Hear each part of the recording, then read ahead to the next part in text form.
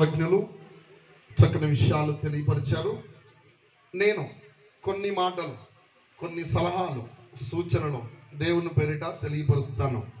ఎఫెసీయుల పత్రిక 5వ అధ్యాయము 31వ వచనాన్ని చదువుకుందాం. ఈ హేతువు చేత పురుషుడు తన తండ్రిని తన తల్లిని విడిచి తన భార్యను హత్తుకొనును, వారిద్దరును ఏక శరీరమగుదురు. హల్లెలూయా. చాలా మందికి ఇక్కడికి వచ్చిన వారికి హల్లెలూయా అంటే చాలా కొత్తగా ఉంటుంది. హల్లెలూయా అంటే ఇదేంటి, హల్లెలూయా అంటున్నారు అని కొత్తగా అనిపించవచ్చు, కనిపించవచ్చు, పలకడం కూడా అలా అనిపించవచ్చు. తప్పేమీ కాదు. ఓ దైవజనుడు మీటింగ్ పెట్టాడు. ఆ మీటింగ్ లో దైవజనుడు 4 సార్లు హల్లెలూయా అన్నాడు అంతే. ఆ మీటింగ్ ఎదురుగా ఉన్నటువంటి ఒక మాంత్రికుడు మంత్ర ప్రయోగం చేసేవాడు 5వసారి హల్లెలూయాకి వచ్చి స్టేజ్ మీద పడి ఏడుస్తున్నాడు. ఇప్పుడు చెబుదాం హల్లెలూయా. దేవుని శక్తి, దేవుని మాట, దేవుని బలం. హల్లెలూయా. అయితే చదువుకున్న వాక్యాన్ని ప్రియులరా, దేవుడు అంటాడు ఈ భార్యాభర్తలు, అదే ఇక్కడ కూర్చున్నటువంటి వధూవరులే కాదు, వింటున్న మీరు కూడా, ఈ వివాహ మహోత్సవానికి వచ్చిన మనం అందరము తండ్రి అయిన దేవుడు సెలవిస్తున్నాడు ఏంటంటే, భార్యాభర్తలు వారి తల్లిదండ్రులను వదిలిపెట్టి వారిద్దరూ ఏక శరీరము.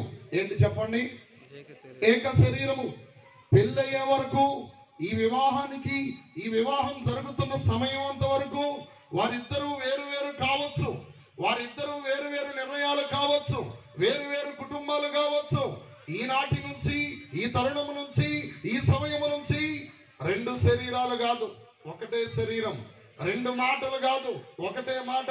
2 నిర్ణయాలు కాదు, ఒకటే నిర్ణయం. దారులు వేరవచ్చు, నడిచిన దారి ఒకటే.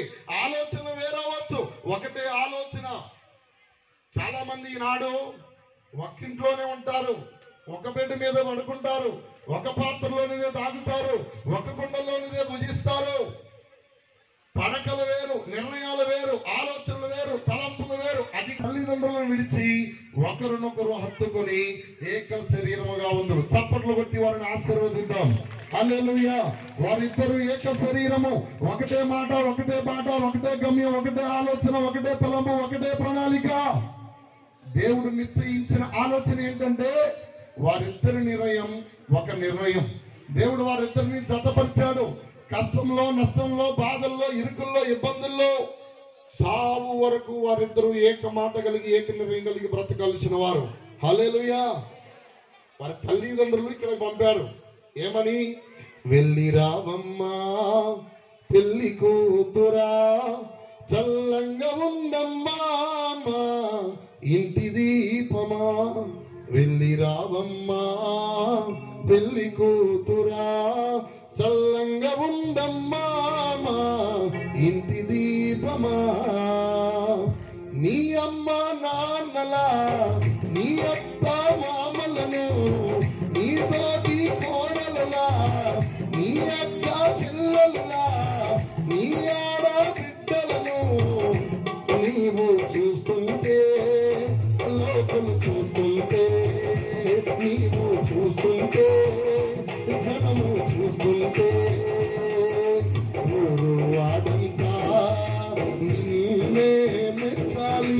కూతురు ఎవరంటే మా పేరే చెప్పాలి.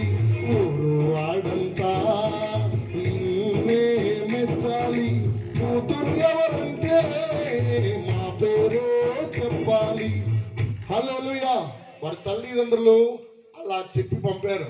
ఇక్కడికి వచ్చిన తర్వాత అత్తమామలు కోరుకున్న నిర్ణయం, ఊరు వాడంతా మిమ్ములనే మెచ్చాలి. కోడలు కొడుకంటే మా పేరే చెప్పాలి. చెప్పలు కొడతాం. ఊరు వాడంతా మిమ్ములనే మెచ్చాలి. కోడలు కొడుకంటే మా పేరే చెప్పాలి. ఊరు వాడంతా మిమ్ములనే మెచ్చాలి. కోడలు కొడుకంటే మీ పేరే చెప్పాలి. హల్లెలూయా. ఏక శరీరం, ఒకటే మాట, ఒకటే పాట, ఒకటే ఆలోచన, ఒకటే తలంపు, ఒకటే ప్రణాళిక. దేవాది దేవుడు వారిద్దరిని ఐక్యపరచబోతున్నాడు. మన మధ్యలో వివాహకర్త సిద్ధంగా ఉన్నారు. మనందరం వారి యొక్క వివాహము ఇప్పటి వరకు వారి కుటుంబాలు వేరు కావచ్చు, కానీ ఈ రోజు నుంచి ఒకటే కుటుంబం, ఒకటే దారి, ఒకటే ప్రయాణం, అన్ని ఒకటే. అదే ఏక శరీరం, ఏక శరీరం, ఏక నిర్ణయం. ఈ పళ్ళు, ఈ నాలుకకు పోటీ వచ్చిందట. ఏమొచ్చింది? ఈ పళ్ళు అన్నాయట నాలుకని, ఒరే కింద పైన 32 మందిని ఎక్కువ చేసావనుకో ఒక్కసారి మా పవర్ ఏంటో చూపెడతాం, జాగ్రత్త అన్నాయట. ఎవరితో? నాలుకతో. ఈ నాలుక, అమ్ము మీరు 32 నేను ఒక్కదాన్నే అనుకుని కాముకుంది. ఈ పళ్ళు అప్పుడప్పుడు బెదిరిస్తున్నాయట నాలుకని, కట కట కట కట కట కొరికి చూపెడుతున్నాయట. జాగ్రత్త, మేము 32 మందివి, నువ్వు ఒక్కదానివే. అప్పుడు ఈ పళ్ళు ఎప్పుడు బెదిరిస్తా ఉంటే నాలుగో రోజు అన్నదట, ఓయ్ నేను గమ్మున ఉంటున్నానని, సైలెంట్గా ఉంటున్నానని, మాట్లాడలేదని, మాట రావట్లేదని మీరు అనుకుంటున్నారా? నేను గనక ఒక మాట మాట్లాడి చూపెడితే నా కింద పైన మీరు ఉండొచ్చు. ఒక్క మాట మాట్లాడితే 32 పళ్ళు నేల మీద పడతాయి అన్నాడు. అప్పుడు ఈ పళ్ళు ఏంటి అన్నదట. చూపెట్టానా? పవర్ ఏంటో చూపెట్టానా? నా నిర్ణయం ఏంటో చూపెట్టానా అన్నదట. ఓ రోజు గొడవ జరుగుతుంటే ఆ గొడవ దగ్గరికి వెళ్ళిన తర్వాత నాలుగు తొందరపడుతుందట. ఈ 32 పళ్ళు దండం పెట్టి, వద్దురా బాబు, మనందరం కలిసి ఏకంగా ఉందాం, కలిసి ఉందాం, నాలుగు నీదే కావచ్చు, పళ్ళు మాయి కావచ్చు, ఇవన్నీ కలిస్తేనే రా శరీరపు అవయవాలు, మాకు బుద్ధి వచ్చిందిరా నాయనా అన్నాయట. దేవుని స్తోత్రం చేద్దామా? ఎంతమంది ఉన్నా, ఎంత సమూహం ఉన్నా, కుటుంబాల్లో ఒకటే మాట, భార్య భర్తల్లో ఒకటే మాట, ఏక శరీరం వలె ఉండాలని దేవాది దేవుడు తన సంఘమును గురించి ఏకాత్మ, ఏక శరీరం, ఏక స్వభావంతో కలిగి ఉండాలని బైబిల్ గ్రంథంలో తన ప్రజలకు నేర్పించాడు. ఈ వధూవరులకు దేవుడు సెలవిస్తున్నమాట, ఏక శరీరం, ఏకవచనం, ఏక మాట, మనము, మనమే, మనది, నీది నాది అని కోసుకోవడం, కట్ చేసుకోవడం, తెగతింపులు చేసుకోవడం కాపురానికి, సంసారానికి, జీవితానికి విలువైంది కాదు. ఇంకా దేవాది దేవుడు సెలవిస్తూ ఉన్నాడు దేవుని వాక్యంలో, ఏక శరీరం అంటే ఒక్కరోజు కాదు మాట వినేది. బ్రతికినంత కాలం, జీవించినంత కాలం ఒకటే గమ్యం. ఆ గమ్యమే వీరిద్దరిని దేవాది దేవుడు ఏక శరీరంగా చేశాడు. దేవుని స్తోత్రం చేద్దామా? ముత్యాల జంట ఈ సుధీరుదంట, చూడముచ్చటంట ఈ వివాహ వేడుక, చూడముచ్చటంట ఈ ఇద్దరి పెళ్ళంట, చూడముచ్చటంట ఈ ఇద్దరి పెళ్ళంట, ఊళ్ళోని వారంట ఇక రారండి మీరంట, ఊళ్ళోని వారంట ఇక రారండి మీరంట, ఇది దేవుడు మెచ్చిన పెళ్లి, దేవదూతలు దీవించరండి, ఇది దేవుడు మెచ్చిన పెళ్లి, దేవదూతలు దీవించరండి, వివాహము పరిశుద్ధమైనదని, వివాహము పరిశుద్ధమైనదని విలువను తెలిపే పెళ్లి, ఇది దేవుడు మెచ్చిన పెళ్లి, దేవదూతలు దీవించరండి, ఇది దేవుడు మెచ్చిన పెళ్లి, దేవదూతలు దీవించరండి. హల్లెలూయా! దేవుడు సిద్ధపరిచింది జీవితం, భాగస్వామ్యం, దాంపత్యం, అనురాగం, ఆత్మీయత, ఆనందం ఇద్దరొక్కటైన ఈ తరుణం నుంచే ప్రారంభమవుతాయి. వారి దేహాలు ఒకటే, వారి మాట ఒకటే, వారి ఇరువురు కుటుంబాలు ఏక కుటుంబమే. ఎవరికి మాట వచ్చినా ఇద్దరికి వచ్చినట్లే, ఎవరికి బాధ వచ్చినా ఇద్దరికి వచ్చినట్లే, ఎవరికి శ్రమ వచ్చినా ఇద్దరికి వచ్చినట్లే. అందుకని దేవాది దేవుడు ఆ విషయాన్ని తెలియపరుస్తున్నాడు. బైబిల్ గ్రంథంలో దేవుడు ఏర్పరిచిన మొట్టమొదటి జంట ఆదాము అవ్వలు. బాగుండండి, బాగుగా ఉండండి, బ్రతకండి, మంచిగా బ్రతకండి అని దేవుడు చెప్పాడు. ఆనాటి నుంచి ఈనాటి వరకు చాలా వివాహాలు జరిగాయి, కానీ చిట్ట చివరి వివాహమే ఇందాక దైవజనులు చెప్పారు, ప్రభువు వరుడు, సంఘము వధు సంఘం. మనం సిద్ధపరచబడవలసిన సిద్ధపాటు ఒకటి ఉంది, అదే చివరి వివాహపు వేడుక. ఈ వివాహానికి వచ్చిన మీ అందరికీ 2 మాటలు చెప్తున్నా, పాట రూపంలో చెప్తున్నా.